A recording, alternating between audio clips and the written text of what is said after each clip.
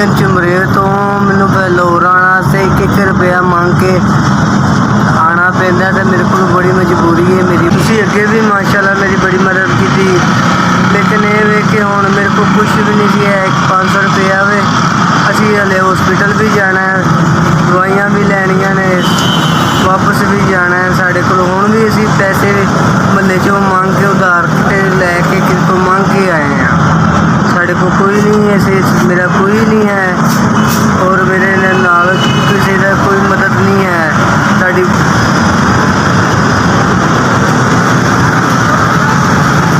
वालेकुम G S वालियां दे असी शुक्रगुजार हाँ पूरी फैमिली ते भाई दे दवाइयां वास्ते तुसीं साडी मदद पहले भी कीती सी ते हुण भी कीती है ना। साडा लाहौर साढ़ा मैं बहुत शुक्रगुजार हाँ।